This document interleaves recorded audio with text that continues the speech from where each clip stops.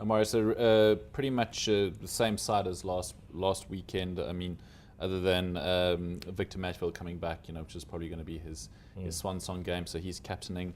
How important is it for the Boks to actually, I mean, Heineke may have made a comment about this game being like kissing your sister, but it's probably pretty important that they end on a winning note, particularly regarding his future. I mean, do you think that Heineke May is going to be sticking around?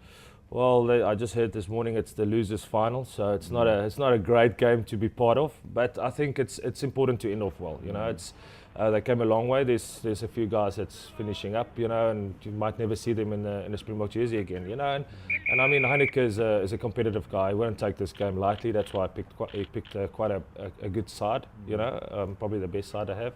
I thought they would have picked a few guys that didn't have much game time, but fair enough. He's a competitive guy and he wants to win, obviously, this game and finish up well. Regards to his future, that's obviously a very tough question. I think there's a few question marks around that.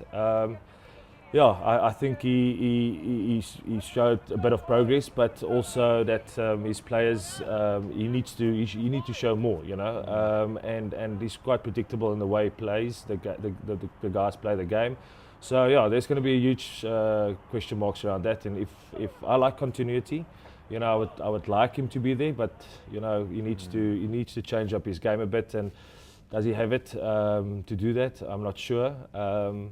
I like his passion for the game. I like his passion for South Africa. But we'll have to see. We'll have to see if we have coaches in South Africa. Are we going to look outside our borders? That's another question. But England has shown it previously when a coach sticks around and they can build a bit better. That you can be competitive. I mean, they've won in 2003. They won the World Cup. So. I mean, locally, what options are there, coach-wise? That is quite a debate among our friends. Who's around? At the moment, probably the best team in South Africa is probably the Lions. They play a nice type of brand. They've got a nice balance in attack and defence and a kicking game. So Johan Ackerman is around. I thought Alistair were in bad when he was coaching the Stormers, So maybe they can complement each other. I'm not sure, but that's definitely a concern. Where's our coaches? A lot of them going abroad, some of them staying. So that's a few questions the guys at SA Rugby needs to answer. So we'll have to see. Okay. Right, Morris, and then finally, of course, let's not forget about the final between the All Blacks and Australia. How do you see that one going? I mean, let's not forget that Australia is the only team that's beaten the All Blacks this year. Yeah.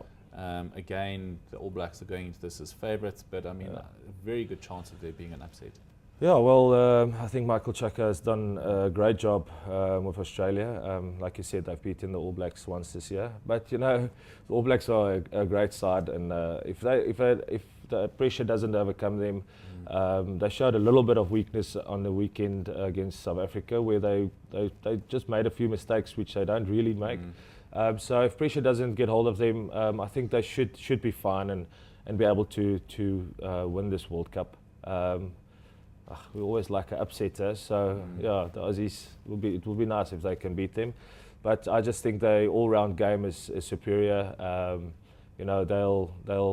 Australia have to be really, really good on the day, and All Blacks need to be very bad for them to beat them. But I think Michael Chaka is a good coach. He's a smart guy, and he will definitely be competitive in the final.